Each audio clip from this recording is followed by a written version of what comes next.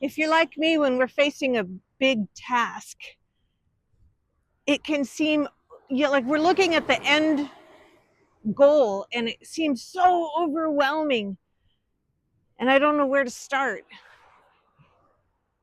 And so we're going to talk about how to take the smallest, tiniest, bravest step we can take toward that big goal, the big project, the big idea, and move forward with it. The problem is when we get into that place of fear, really, then we get stuck in analysis paralysis and we can't move forward because we just can't see the path.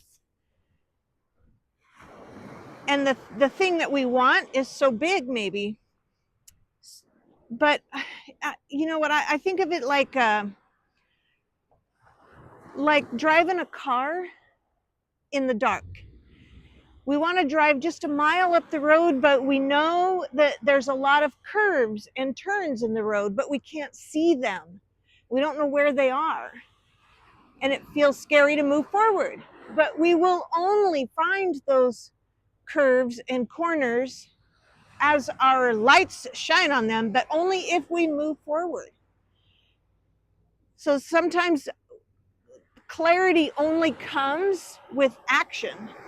We're never going to get there, to get the clarity, to get the momentum, unless we start. We can't even know what doors might open, what revelations we might have, what insights and epiphanies, and we'll never have those unless we just start.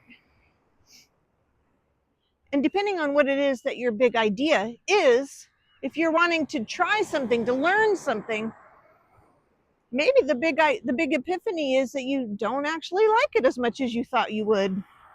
But you'll never know that unless you start, unless you try. I'm getting to the end here, I better turn around. So then the question is, how do you choose the one thing, the one tiny brave thing? It doesn't have to be the right thing. It doesn't have to be perfect. It just has to be one little step toward that idea that you have. What is the one thing that has the most energy in it? In other words, it feels doable. It feels logical. It would feel like progress. What is that one thing? Sometimes it's making a phone call. Sometimes it's researching something, looking something up on the internet, or a location, or dates, or something small like that. But sometimes it's just the smallest piece of research or investigation. Last year, I had this idea that I wanted to ride in this organized bike ride in the wintertime. It's called the Chili Hilly. And even though I've done it before, it was a couple of decades ago.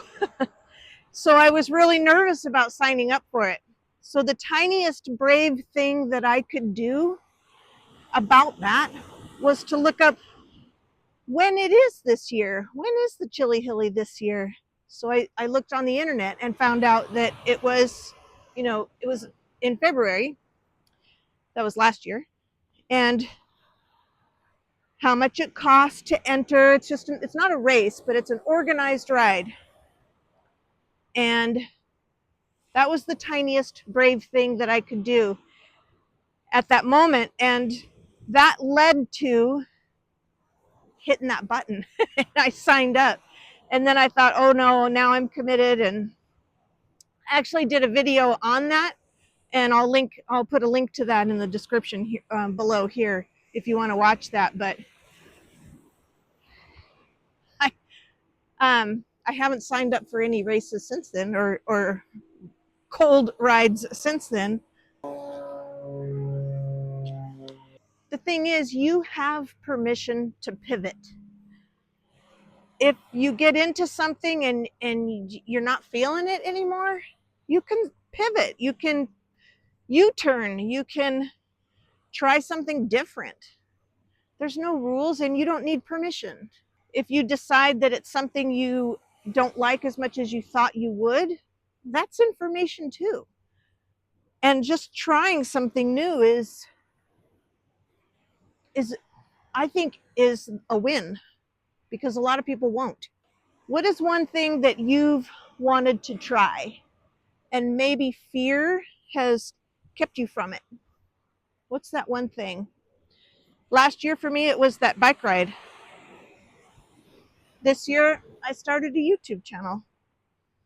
So what's it for you? I'd love to know. And then what is one tiny action that you could take? Researching online, gathering information, making a phone call, talking to somebody who's done it.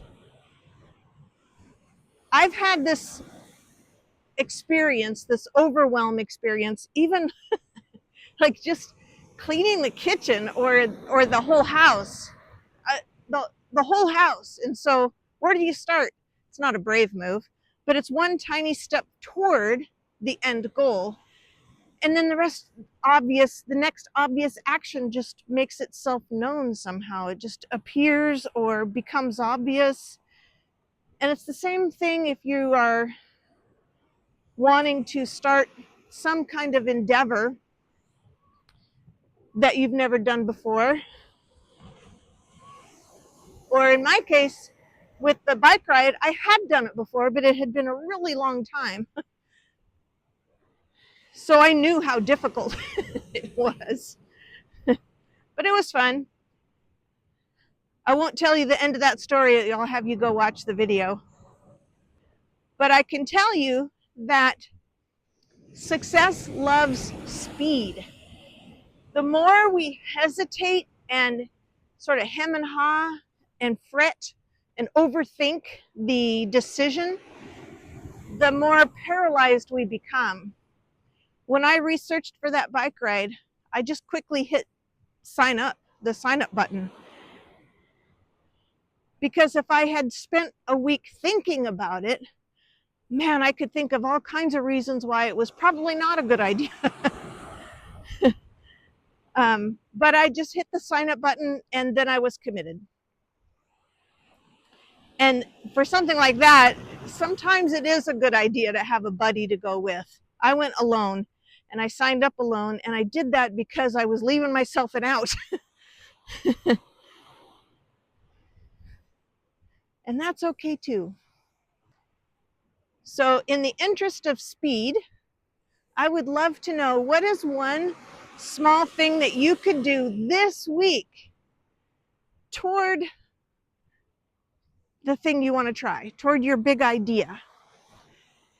And I'd love to hear about it in the comments below if you would care to share, and I'll cheer you on for sure. I'm Jelana, and if this is your first time here, welcome. I'm really glad you found this space.